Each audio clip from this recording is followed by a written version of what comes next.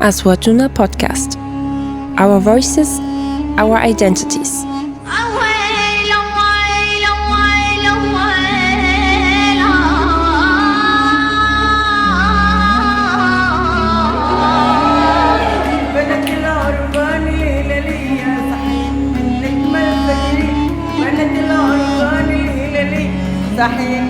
أوها بديار رماني، أوها حلوة ملفاني، أوها حلفنا ما نقطفها، أوها لعز شفاء السلامة.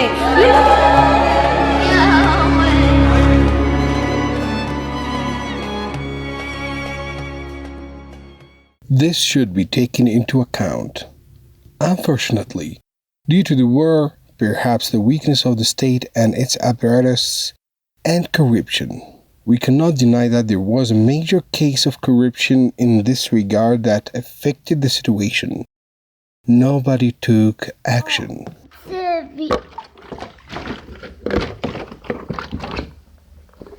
Hey, is the water here? Oh, there is no water. These are some of our stories and attempts to access water in Yemen. In every neighborhood in Yemen, we see women, men, and children stand in long queues to fetch water every day.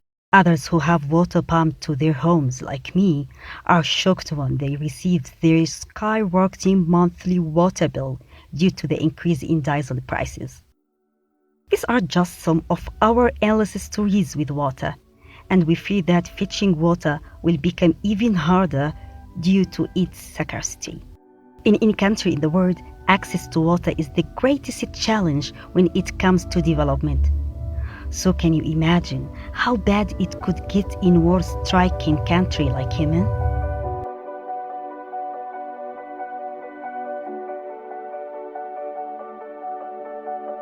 I'm Friel Magdi. I am a citizen and a podcaster. In cooperation with my colleague Lina Shannak from Jordan, who co-produced this episode, we try to shed light on the issue of water scarcity in Yemen as part of series produced by Aswatuna on climate and in the environment. We will focus on water scarcity, as fetching these resources has become one of the key challenges facing Yemeni citizens today. Children, women, and men are struggling to secure water from different locations and bring it back to their homes in every neighborhood. In light of the ongoing war in the country, people's suffering is exacerbated by the absence of the state and the high prices of water. In this episode, we look at yet another war that every Yemeni citizen is forced to face along with the political war. As Yemen, according to experts, has a semi-arid climate, we thought we need to better understand the crisis from the perspective of an expert. Our guest, Associate Professor of Evaluation Environmental Impact at the Faculty of Marine Sciences and Environment, Hodeidah University, Dr. Abdul Qadir Mohammed Kharraz, is the ex-head of the Public Commission on Environment in Yemen. In this episode, he tells us more about the root causes of the crisis and the future scenarios.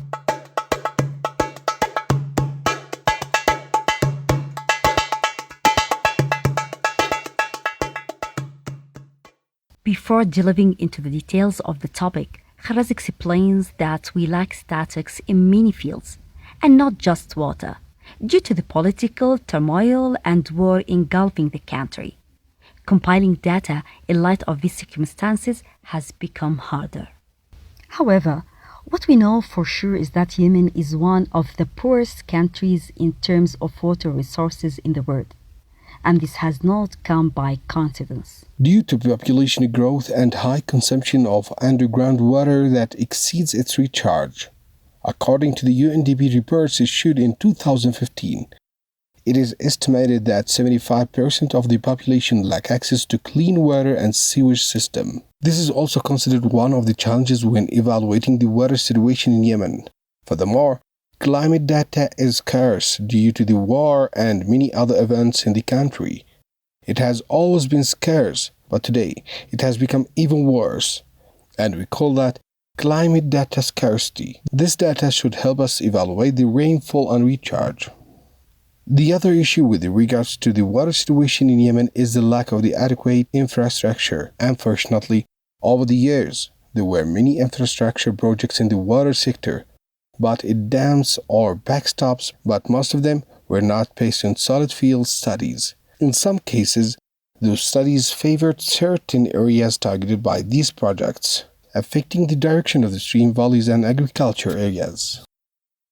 According to Kharraz, the annual water consumption in Yemen is estimated at approximately 3.6 billion cubic meters.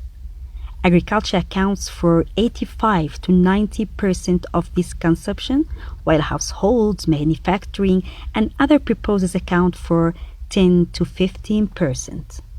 Level of recharge is estimated at 2.1 billion cubic meters. Based on these numbers, the defect stands at approximately 1.5 billion cubic meters. In addition to planting cod, there is a significant waste in underground water every year due to the use of surface irrigation. Technique in irrigation, a traditional way that quick consumes water reserves to a very large extent.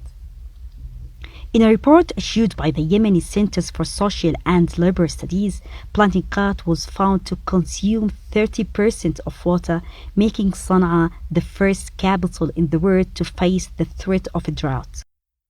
Furthermore, a study that focused on reusing pursued sewage water for agriculture purposes found that water authorities had reached up to 1,000 meters underground due to the excessive consumption of basin, lack of knowledge of modern irrigation techniques, population growth, and other factors.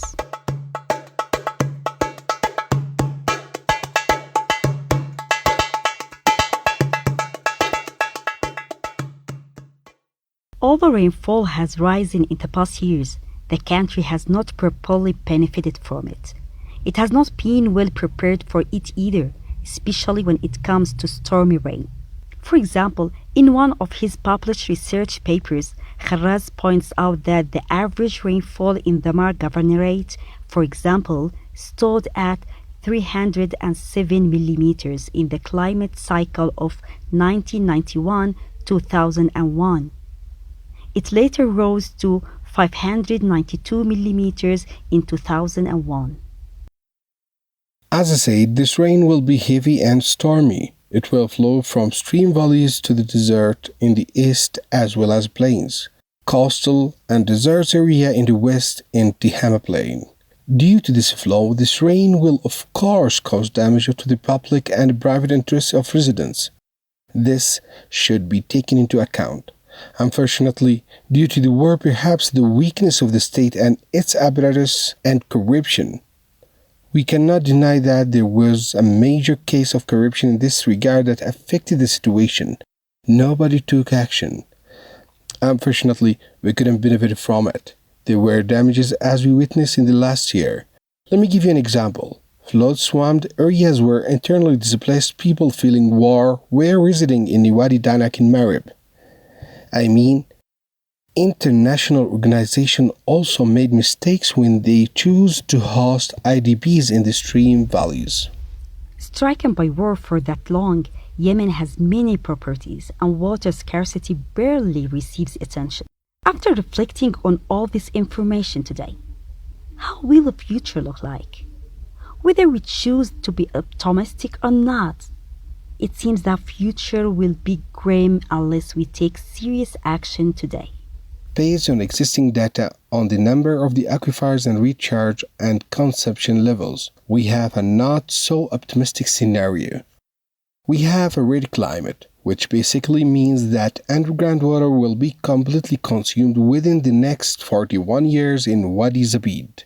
If we want a more optimistic outlook, there may be a good rainfall, which means that the underground water in Wadi Zabid will be consumed within the next 51 years. In both scenarios, be it the optimistic or the not so optimistic, we are talking about either 41 or 51 years. So, we have high consumption regardless of the 10-year differences. If you are listening to this episode from Yemen or any another country in the world, is preserving water resources a priority to you? Are you thinking about the future?